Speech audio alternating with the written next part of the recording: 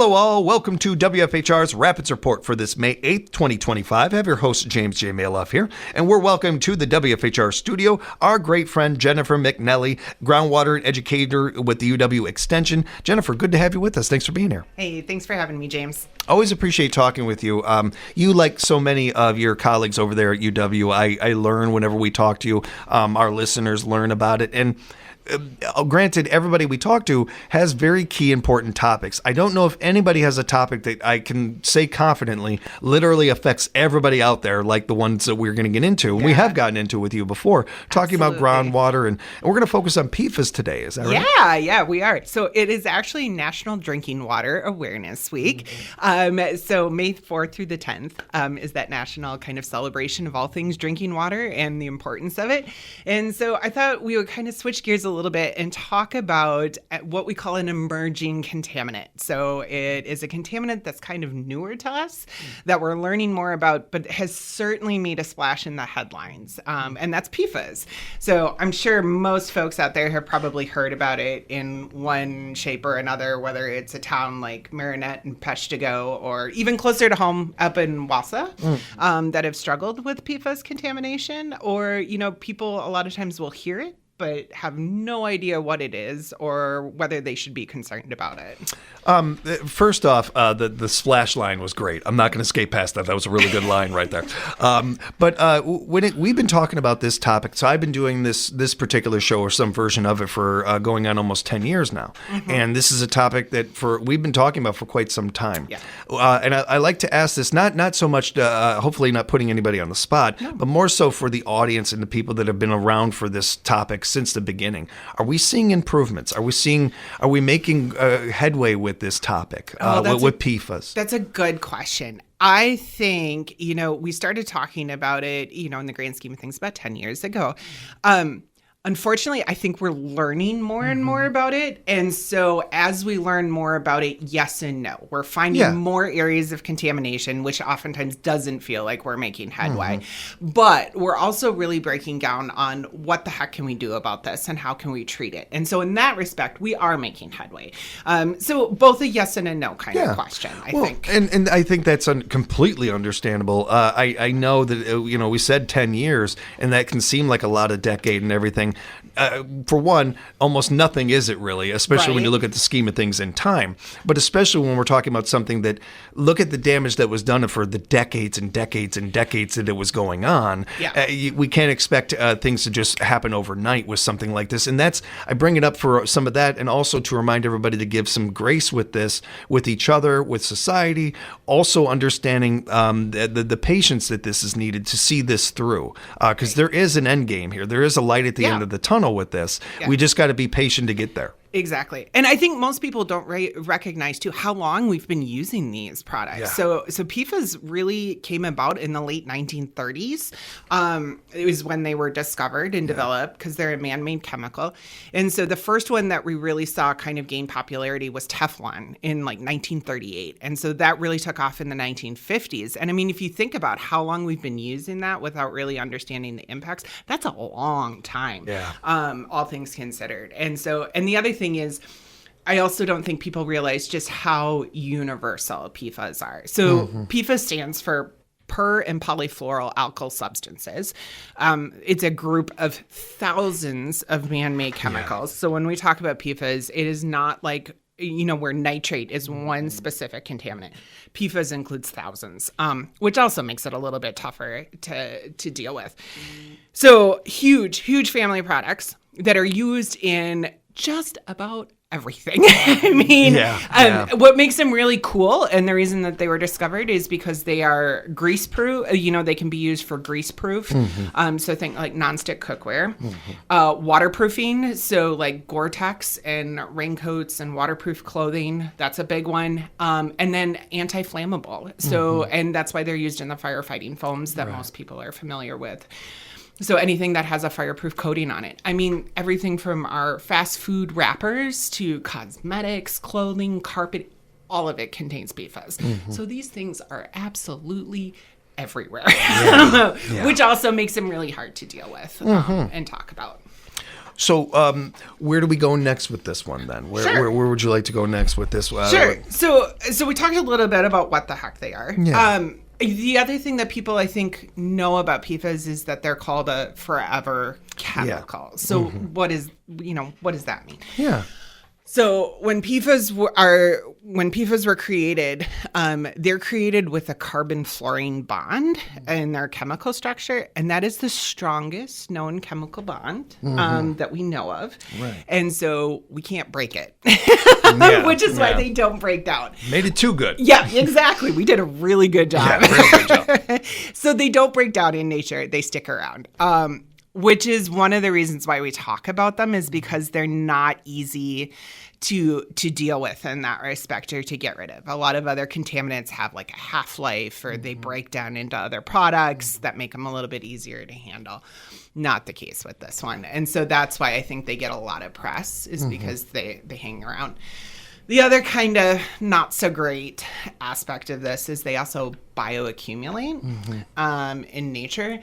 And so, if you have like a little minnow who ingests PFAS, eaten by a bigger fish, that's eaten by a human, it works its way up the food chain. And that PFAS doesn't necessarily exit the system. It just accumulates, and more accumulates in the system, which makes it a challenge as well.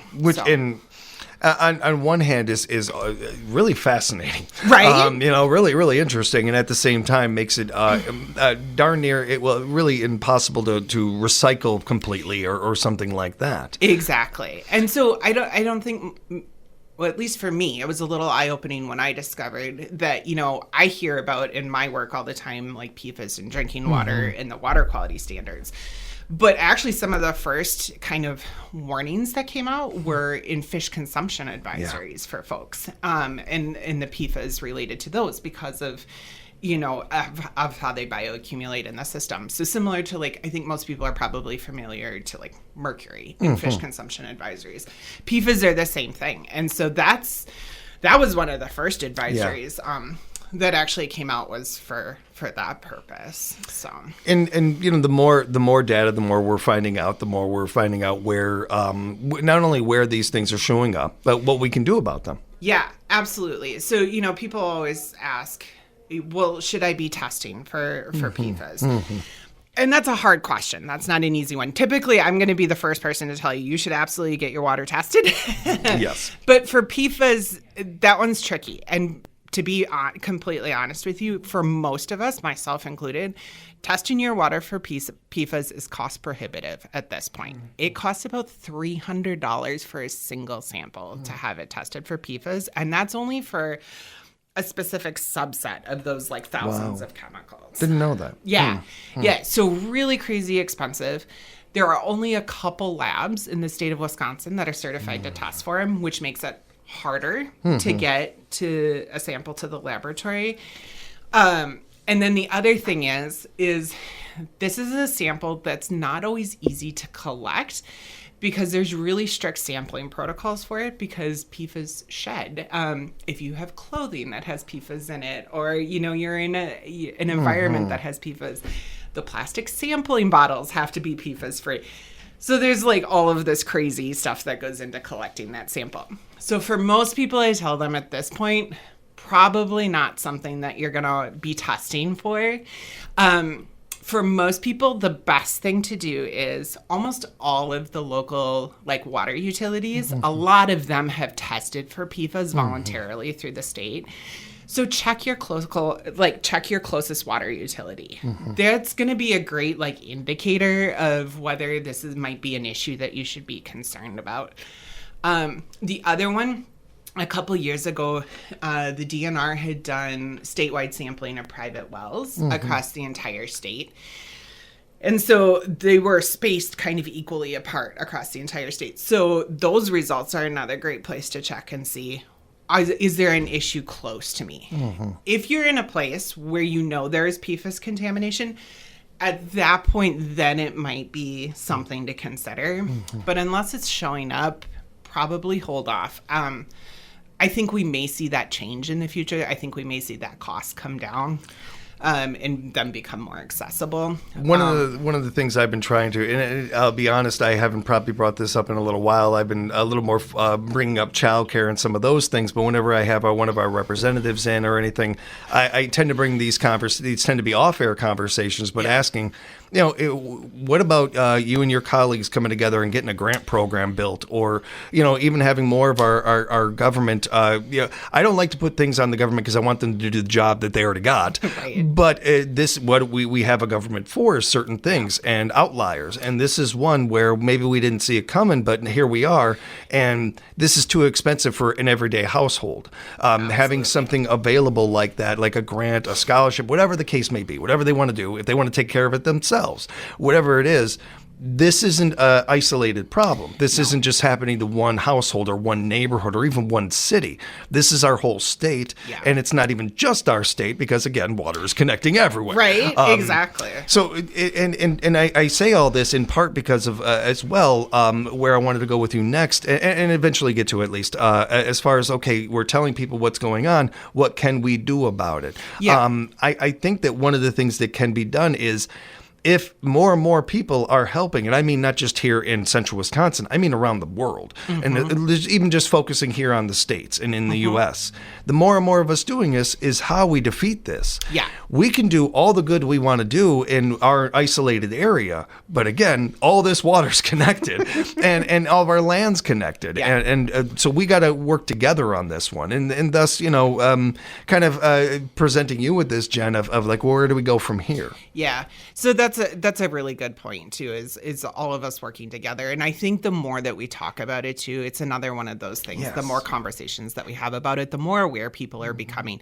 And so we're starting to see that already. We're starting to see products that were made with PFAS. Those are starting to be phased out. In a lot of cases. So cookware is a great example of one where we've seen a lot of movement towards cookware that doesn't have PFAS in it. So read your labels and look for those products in them and see if your products contain PFAS and choose ones that don't. Like, that's a great personal choice that you can usually do somewhat easily. So that's a great place to start. And, consumer decisions drive a lot of different things. We've seen that a lot in society. Exactly. Continuing to have those conversations with your local elected officials and telling them just how important this issue is, or that you have concerns about it, I think is another one. And I think we have seen movement in that direction. The state actually right now has a special advisory council on PFAS. They have an action plan in place for communities who discover that they have this issue. And those things really came about because of public pushback on this, saying, look, we got to do something. Nobody tell them I gave them credit for this because we'll never hear the end of it. But no, I'm kidding. But the first person I actually talked about with PFAS on the air here was Representative Krug. Yeah. And this is something that Scott's cared about for a very long time and something he's been on. And so I think he's a great example of more than not, your local representative has probably already been on this topic or has a file about this. Reminding them that this is important to you is, again, how we get things done. They can only do what their constituents tell them. It's their job. So we got to let them know, hey, this is still important to us.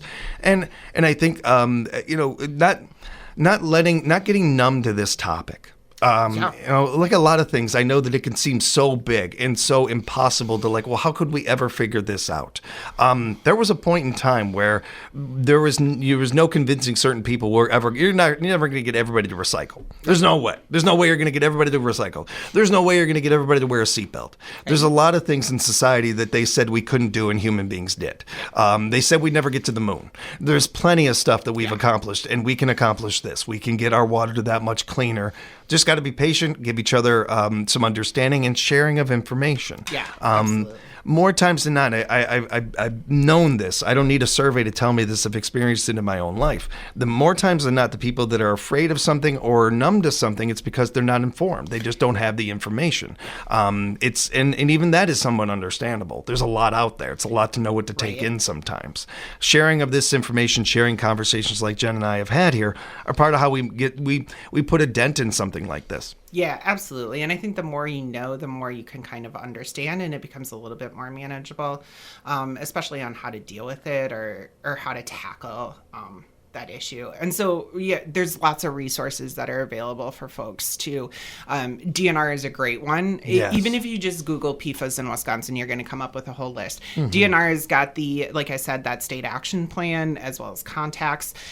They have a great map, actually, that's like an interactive mapping tool that shows where communities have tested for PFAS and those results, and then also like where they have the fish consumption advisories and stuff. So a very simple, user-friendly tool that really lets you see across the entire state. It's a great idea. Yeah, state what that looks like. UW Extension actually just put out an informational webpage on PFAS. It's called a story map. They link to the same DNR web mapping tool, but they also have stories on there from communities and people that have been affected, which I think is a really interesting take on that. So you can just Google UW Extension and PFAS. That'll come up. Extension is also blessed. We have an emerging contaminant specialist over in the eastern part of the state who covers the entire state.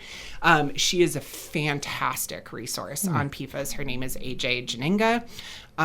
So, we've got lots and lots of resources. And then the Department of Health is another one that's a really great resource out there if people want to know more. All great resources. Encourage you to check those out. And Jen's not kidding. I actually used that, what you were referencing, the UW extension, all that. I was using a lot of that for notes for this interview and everything. It's a great website. And you can find out more going to that. And Jen, if people do have follow-up questions, they'd like to know more, how can they reach you specifically? Sure. So you can reach me at our phone number for Extension in Wood County at 715-421-8440, or you can just Google the Wood County Extension website, and all of the staff are listed on there, including myself. Thank you, as always, for the great conversation and all the information, but especially thank you and to everybody working so hard on this topic and not letting it go and keeping at it. We appreciate that very much. Absolutely. Good to talk to you, Jen. Thanks, James. We'll have more Rapids Report coming up for you right here exclusively at WFHR.com.